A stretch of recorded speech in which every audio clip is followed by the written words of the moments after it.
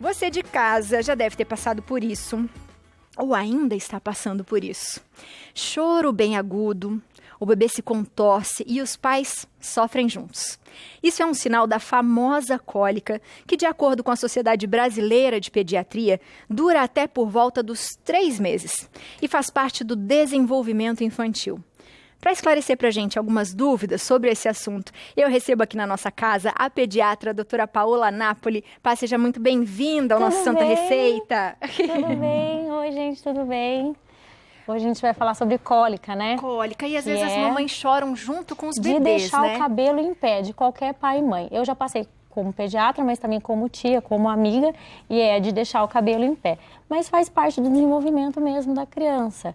Não está muito bem elucidado esse mecanismo, mas a gente sabe que a cólica, ela começa ali, lá pelos 14 dias de vida, 3 semanas, a gente fala que é a doença dos 3. 3 semanas, vai até os 3 meses, geralmente dura 3 horas de um choro bem inconsolável. Ai, tadinhas. Começa depois das 3 horas da tarde, e a gente sabe que tem muito a ver com o desenvolvimento, é uma questão de imaturidade. A gente fala muito de esterogestação, que parece que o corpo da mãe está preparado para ficar com o neném dentro da barriga por 9 meses, mas quando nasce o bebê ainda precisa de 3 meses para se desenvolver um pouquinho melhor. Então tem muito a ver com imaturidade. O bebê dá muitos sinais de maturidade, mas é claro que também tem alguma coisa a ver com o que a mãe come, porque hoje a gente sabe que o útero não é mais um ambiente estéril. Então o microbioma, que é a flora intestinal da mãe, ele interfere na flora intestinal do bebê. E por isso que às vezes as crianças falam assim, o que pode ser isso? Pode ser por causa de lactose. Ué, mas a criança só tem o leite da mãe. Opa, mas a mãe toma leite, né, de vaca, e aí vai interferir na criança. Isso pode acontecer? Pode acontecer, porque o que acontece? A gente sempre pede para a mãe, ali na gestação mesmo, ter uma gestação com uma alimentação saudável, variando bastante os alimentos, né, fazendo giro de alimentos. E aí a mãe, às vezes, fica ali tudo bem na gestação. Quando o neném nasce, ela pensa, ai, nossa, eu fiz tudo certinho, então agora eu vou dar uma relaxada. Agora eu vou relaxar. E tem aqueles bem casados, bem nascidos, que na hora que nasce a mãe acaba exagerando, então isso pode causar cólica no bebê. Então são os alimentos que têm muito açúcar refinado, porque o açúcar ele dá uma fermentada na barriga. Alguns alimentos que são pobres nutricionalmente, como leite, e muito em excesso, né? E o trigo também podem causar isso.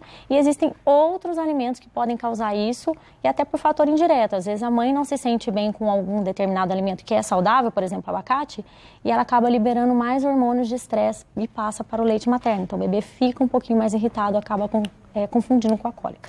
E tem como a gente confundir a cólica com alguma outra dor também, doutora, ou não? Tem. A cólica, o que a gente pede? Quando que a gente pensa que a cólica não vai bem? Por exemplo, cólica é normal. A gente tem umas estratégias para lidar com ela e para tentar preveni-la. Mas existem pistas que nos dizem que algo não vai bem. E essa é a hora que a gente precisa conversar com o pediatra. Então, por exemplo, um bebê que fica irritado o tempo todo, mesmo durante a mamada, um bebê que tem uma dificuldade enorme para dormir, que tem assadura demais, que vomita sangue, por exemplo, que tem fezes com sangue. Então, esse bebê não está indo bem. Às vezes, não está ganhando peso e está até perdendo. E, às vezes, não está desenvolvendo como a gente gostaria. Então, muitas lesões de pele. Então, quando algo não vai bem, aí realmente precisa da interferência do pediatra.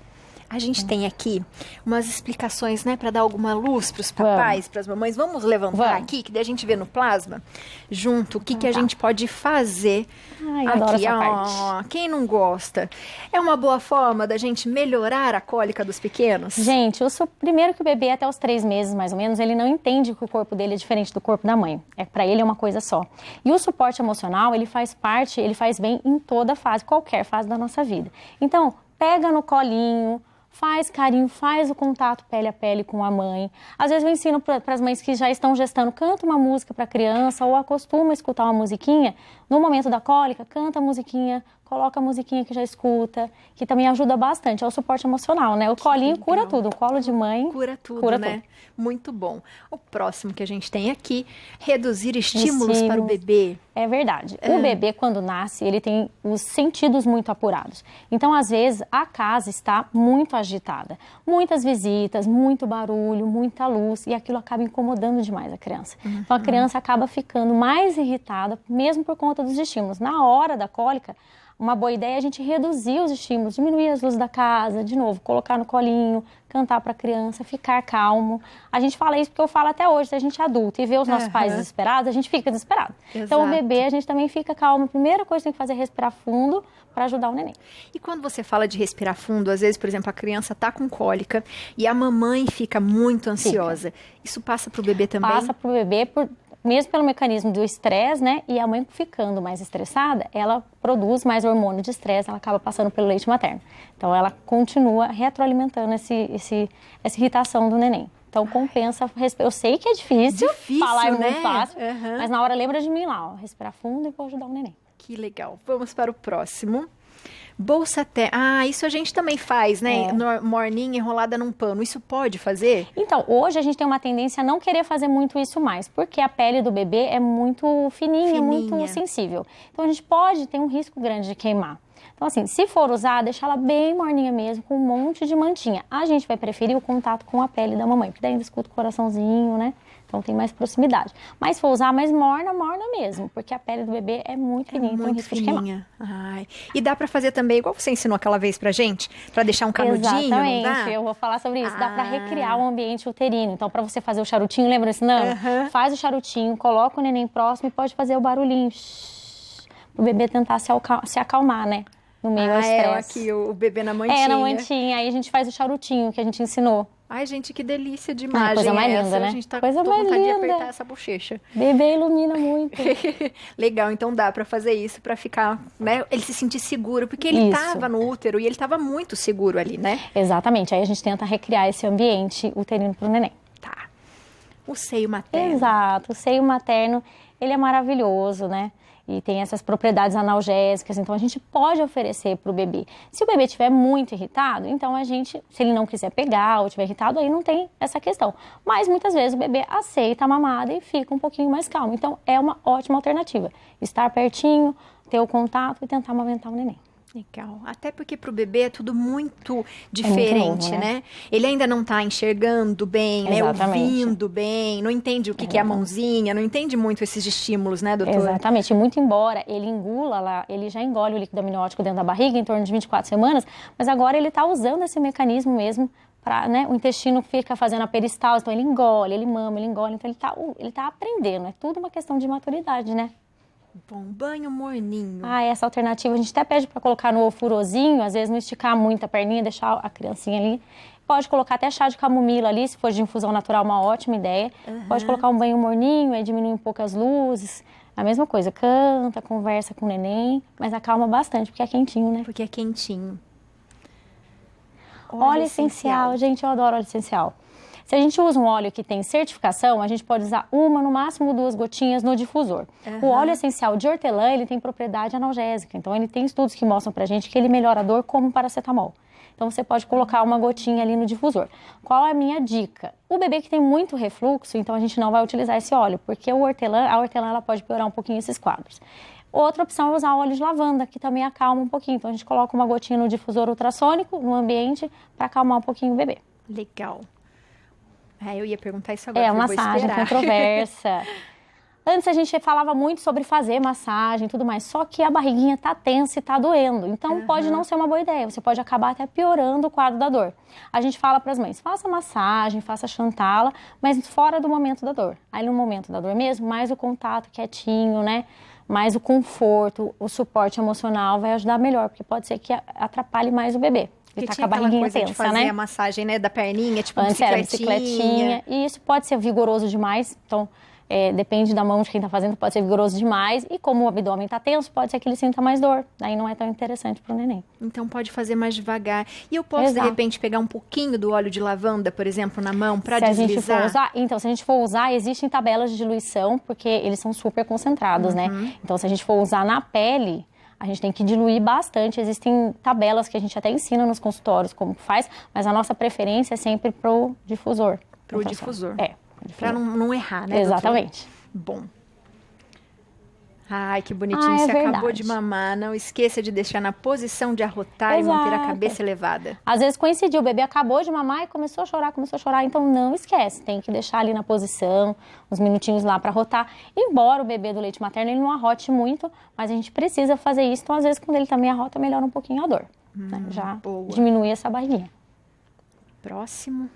Como prevenir? Existe essa forma, Existem, tem estudos que mostram pra gente que a gente consegue ter mães que podem ter menos, que as crianças têm menos chance de ter cólica, tendo uma gestação saudável. Então, o que eu falei, a gente sabe hoje que o útero não é um ambiente estéril. Então, as bactérias, a flora intestinal da mãe, ela interfere na flora do neném. Depende muito do que a mãe come. Então, se a mãe tem uma alimentação variada, saudável, colorida, ela tem bactérias do bem ali, não é? Sim. Se ela tem só come industrializados ou açúcar refinado, ela tem um predomínio de bactérias do mal, assim, a grosso modo, né? E isso pode ter interferência ali no microbioma, na flora intestinal do bebê. Então, a gente sempre fala, alimentação variada e também para lactante. Né? Então ficar ali atento, porque é o que eu falei, quando a mãe vai amamentar, às vezes ela relaxa e não dá, a gente precisa também manter um pouquinho a vigilância. O qual mais saudável for, vai ser melhor para o bebê, não só para as cólicas, e também para uma série de outras doenças, como obesidade, câncer, não só na infância, mas também na vida adulta. Na vida adulta. Então a gente consegue melhorar a alimentação.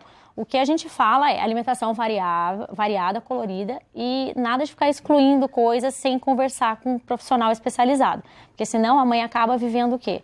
De água, alface e desespero. Exclui tudo, pega a dieta do vizinho e aí começa a faltar nutrientes para a própria mãe e para o neném. Aí não é legal.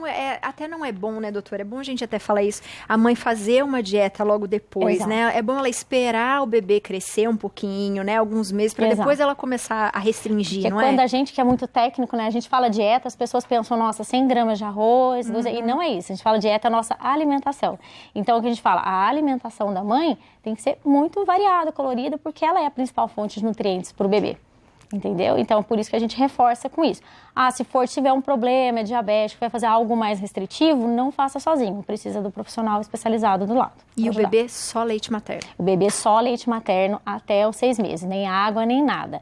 Tem uma parte que eu falo aqui, o que não pode fazer de jeito nenhum. Não pode dar chá pro bebê. Por quê? De jeito nenhum. Chazinho de camomila, erva doce. Não é uma boa ideia, porque são plantas e elas são fitoterápicas, então elas têm efeitos colaterais. E quando eu falo não dê chá para o bebê, de jeito nenhum, também não fique tomando chá que a vizinha indicou, que viu na internet, porque chá é fitoterapia e tem efeito colateral. Então, por exemplo, tem muitas mães que usam fenogrego para aumentar a produção de leite materno, mas um dos efeitos colaterais justamente é cólica, é aumento de gases, é diarreia, então pode interferir no bebê. Então, não pode fazer de jeito nenhum, tá? O que não pode fazer? Ficar medicando a criança sem a ajuda do profissional, porque às vezes a gente usa uma dose demais ou algum remédio errado e aí pode complicar a vidinha do neném. O que não pode fazer? Desmamar. Eu, infelizmente, já vi isso no meu consultório, né? Mães que não têm apoio suficiente ou que alguém fala, por que você não desmama logo? E a mãe acaba desmamando a criança, o que é uma judiação, porque o leite materno vai proteger a criança para o resto da vida dela. Então, não desmame. O que não fazer também, não fique excluindo as coisas da sua dieta, porque a gente sabe que existem alimentos que são saudáveis, mas que fermentam dentro da barriga. A gente chama por uma sigla chamada FODMAPs. E muitas mães veem sobre isso na internet e acabam reduzindo muito o consumo desses alimentos e às vezes não tem necessidade. Então, o que a gente dá a dica aqui? Sempre ter uma alimentação variada, não é que exclua, mas tente evitar o açúcar refinado, porque esse sim vai doce, esse vai fermentar dentro da barriga. Os alimentos que são pobres nutricionalmente, trigo, leite, eles acabam fermentando um pouco mais, incomodando, sensibilizando a criança. E se tiver algum alimento que é saudável, por exemplo, eu tenho paciente que a mãe não se sentia bem com brócolis, a criança também não sentia. Anota no bloco de notas o que comeu. Anota o dia que a criança teve cólica, conversa com o pediatra. Aí sim, talvez valha a pena a gente diminuir, porque ninguém vai viver só de brócolis, você não vai comer 1 quilo de brócolis, não é verdade? Mesma coisa o feijão. O feijão, as leguminosas, a gente sempre fala, coloca de remolho ali, mais ou menos até 48 horas, pode pôr limão, pode pôr vinagre de maçã, para soltar bastante espuma, que aquela espuma é o antinutriente. Então, quando a gente faz o feijão depois, até é rapidinho de fazer, viu? Ele cozinha bem rápido. Não necessariamente a criança vai ter cólica, acho que só por isso você consegue melhorar. E também lembrar que a gente não vai viver de feijão, não vai viver de brócolis, não vai viver de trigo, sempre girar os alimentos e o quão melhor for, mais variado possível. Diversificar e lembrando para a mamãe tentar, né, nesse momento de desespero, às vezes de salva, não ficar tão ansiosa, porque a criança também vai ficar, né? Exatamente. E às vezes dá vontade de colocar a mãe que está gestando e a mãe que amamenta o neném num potinho de vidro, né? Porque a gente sabe que se a mãe tem um estresse muito grande em algum lugar, no trabalho ou em casa, ela aumenta mesmo a produção dos hormônios de estresse e acaba passando pelo leite e o bebê fica um pouco mais irritado. Então, eu sei que é difícil, mas existem técnicas como meditação, por exemplo, que ajudam bastante a mãe. E o mais importante, meu recado aqui é: tenha uma rede de apoio. Pessoas que gostam de você para te ajudar, a avó, o pai, para a gente poder conversar bastante, ajudar tudo que for mais possível para a mãe e para o neném, né? Com certeza. E, doutora, é bom a gente ficar atento quando a criança, né, o bebê está com cólica, no cocôzinho? A gente tem que ficar sempre atento porque o cocô do bebê que amamenta, ele parece uma geminha de ovo. Ele é bem molinho, parece uma geminha de ovo.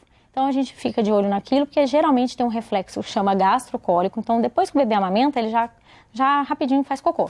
Fica de olho. Se muda o padrão, por exemplo, para sangue, começa a ter sangue. Se mudar a cor para branco, quero que avise o pediatra. O verde pode ser comum, mas é bom avisar o pediatra. O normal é esse, é um amarelinho, né? Parece uma geminha de ovo. Esse é o normal. Se tiver sangue, também precisa conversar. Às vezes tem muita assadura também, às vezes não tem sangue.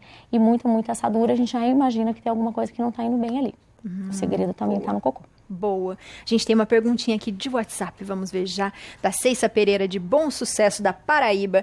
Boa tarde, meu bebê tem 13 dias. Ah, que bonitinha. Ele fazia suas necessidades frequentemente depois de mamar. De repente, ele parou de fazer. Hoje já fez 24 horas que ele não faz as suas necessidades. Será que isso é normal, doutora? Isso pode ser... Primeiro, a gente tem que reduzir um pouco a nossa expectativa. Porque acontece, acabou de fazer 24 horas, às vezes o bebê faz daqui 30 minutos o cocô. Então, a gente, né, fez uma vez por dia, pelo menos. Geralmente, eles fazem depois de todas as mamadas, tá? Pode ser comum o bebê que tá no leite materno exclusivo ficar, às vezes, vários dias sem fazer cocô ou fazer várias vezes por dia. É comum, mas dizer que é normal, não é. Tem muita relação também com o microbioma materno, com o estresse do ambiente também. Então, precisa ver essa mãe aí. Às vezes vale a pena dar uma conferida no que comeu, né? Para ver se não tem alguma coisa que pode estar interferindo na criança. Se ela também foi ao banheiro, exatamente, né? Que às vezes porque é a mesma flora intestinal, né? Os estudos mostram pra gente que depois de 6 semanas mais ou menos, a flora é muito parecida. Boa.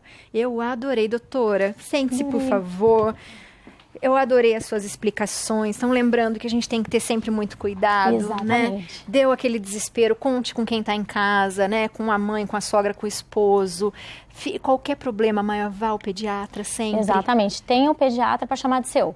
Porque ele vai te ajudar e essas orientações são importantes até antes do bebê nascer. Porque a mãe já vai preparada para caso aconteça, ela tenha as estratégias. Muito bom, doutora. Vou passar aqui seu Instagram para todo mundo de casa fazer perguntas, ver tudo que a doutora posta lá, que ela sempre posta bastante informação, que é o @doutora, DRA, Paola Napoli. Tudo juntinho, né? Tudo junto. Pá. Muito beijo, obrigada, obrigada, amei, viu? Eu também amei. Obrigada, Seja sempre gente. muito bem-vindo ao nosso Obrigada. Santa Receita, viu?